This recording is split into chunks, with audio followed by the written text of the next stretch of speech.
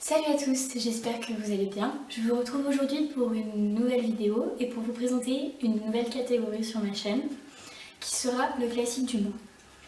Donc tous les mois je lirai un classique et je vous le présenterai dans une vidéo dédiée. Pour ce mois-ci, enfin pour le mois de mars, ce sera l'Iliade d'Homère. Donc dans une très vieille édition puisque le prix était encore en francs.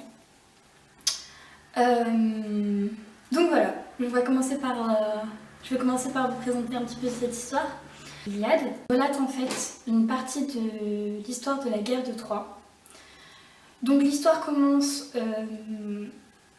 après le début de la guerre de Troie, enfin pour être précis, la 9e année de la guerre de Troie. Et se termine avant la fin de la guerre, avant le dénouement de la guerre de Troie. Donc, dans ce roman de plus de 600 pages,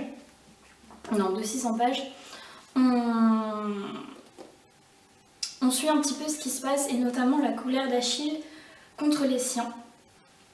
Puisqu'au début du roman, enfin c'est pas un roman, au début de l'Iliade, ils viennent de dépouiller une ville et de prendre des esclaves parmi plein d'autres choses, et notamment Agamemnon, donc le roi des Grecs, a choisi une esclave qu'il est obligé de rendre, car le père de cette esclave est un prêtre du roi Apollon. Il implore ce dernier de lui rendre sa fille, il lui fait des offrandes, et celui-ci l'écoute, donc il accable les Achéens, c'est-à-dire les Grecs, jusqu'à ce que ces derniers décident de rendre cette jeune fille. Seulement, Agamemnon n'est pas content, c'est le roi et il se retrouve sans présent. Donc il décide de prendre l'esclave d'Achille. Achille refuse, commence par refuser et par montrer son mécontentement. Beaucoup de Achéens sont d'accord avec lui, mais Agamemnon, c'est le roi. Et voilà, personne ne s'oppose au roi, on va dire. Donc Achille leur dit clairement qu'en représailles, il ne participera plus à la guerre. Et voilà. Alors, ce livre, c'est un livre très intéressant. C'est déjà la mythologie grecque vous inspire, vous intéresse et que vous voulez en savoir plus, ça peut être un livre intéressant. Par contre, dans une grosse version comme ça, il faut s'accrocher. Si vous êtes quelqu'un qui n'est pas dérangé par exemple par le Seigneur des Anneaux, ou peut-être Game of Thrones, c'est-à-dire avec beaucoup de prénoms, de personnages, de surnoms, de lieux, etc. Si ça c'est pas quelque chose qui vous rebute, vous pouvez lire l'Iliade. Si c'est quelque chose qui vous fait lâcher une lecture, je vous déconseille de lire cette version-là en tout cas, puisque le chant numéro 2, on a l'impression de lire un annuaire. Clairement, on a l'impression de lire un annuaire, puisque l'auteur s'évertue à nous présenter tous les personnages qui participent à cette guerre. Alors il nous dit qu'il ne peut pas nous présenter tous les guerriers parce qu'ils sont beaucoup trop nombreux, mais il nous en présente énormément. Et quand je dis qu'il nous les présente, c'est-à-dire il nous les nomme, il nous nomme ses parents, il nous nomme le lieu où il a été créé par ses parents et où dans quelles conditions il a été créé. Parfois c'est fait de guerre, et c'est ça pendant tout un chapitre. Donc j'avoue que j'ai failli lâcher ce chapitre-là parce que c'était trop en fait. Je lisais plus de noms de lieux ou de personnes que d'histoire en fait, tout simplement. Ceci mis à part, alors oui, en plus après, quand il y a la guerre et que certains de ces personnages meurent, ils nous rappellent qui sont leurs parents, donc ça fait un petit peu de double emploi on va dire. Donc voilà, mais en dehors de ça, j'étais agréablement surprise parce que c'était une lecture plus facile que ce à quoi je m'attendais, hormis justement ces passages avec une énumération, ça se dit pas comme ça, hormis ces passages où où on ne fait que citer des noms, etc. C'est quand même assez compréhensible, je trouve. Donc voilà, encore une fois, c'est une ancienne édition, donc avec un traducteur pour cette édition, puisque j'ai vu qu'il avait été édité plusieurs fois depuis, bien sûr, et donc avec d'autres traducteurs. Donc je pense que ça joue aussi la traduction, j'ai peut-être pas la meilleure traduction, je sais pas. Quelque chose qui est très intéressant dans l'Iliade, dans le fait de lire l'Iliade, c'est qu'on découvre toute la partie divine qui se joue dans la guerre de Troie. C'est-à-dire que par exemple si vous ne connaissez la guerre de Troie qu'un petit peu par les films comme, je ne sais plus comment il s'appelle, celui qu'ils ont fait avec Brad Pitt notamment sur la vie d'Achille, toute la partie divine, donc tout ce qui concerne les dieux, on n'en entend absolument pas parler, alors que la guerre de Troie a quand même été provoquée par les dieux en quelque sorte. C'est vraiment une partie que j'ai trouvée très instructive, très intéressante, notamment sur leur fonction entre guillemets. Par exemple, on découvre que Poséidon n'est pas seulement le dieu de la mer, mais aussi celui de la terre, puisque c'est lui qui a le pouvoir de la faire trembler, de faire des tremblements de terre en fait. Et j'ai trouvé que tous ces petits rappels, toutes ces petites découvertes sur les dieux étaient super intéressantes. Par contre, c'est très perturbant parce que c'est des dieux, mais on a l'impression de voir des enfants se chamailler avec des jouets, et quand je parle des jouets, je parle des humains. Vraiment, ils se chamaillent autour du cas des humains, et c'est parfois assez perturbant, encore une fois. Ensuite, on redécouvre donc certaines personnalités chez les dieux, donc comme par exemple Aphrodite, qu'on voit comme donc la déesse de l'amour, une déesse fraîche, jolie, gentille. Moi je l'ai trouvée exécrable, j'ai pas pu me l'entarter, Aphrodite, à vrai dire. Notamment quand pour sauver un de ses fils, elle se jette dans la bataille et qu'elle se fait blesser et qu'elle revient en plein échange, j'avais envie de lui dire t'es une déesse, voilà, reprends-toi un peu quoi. C'est très particulier, mais bon, on va dire que l'Iliade, c'est l'histoire, enfin on suit l'histoire d'une bouderie, je suis pas sûre que ce mot existe. Enfin on suit l'histoire d'Achille qui se décide à bouder parce qu'on lui a pris une esclave. Le mec c'est un guerrier, à lui tout seul il peut détruire Troie, mais non, il boude. C'est-à-dire il reste auprès des bateaux comme ça et il boude.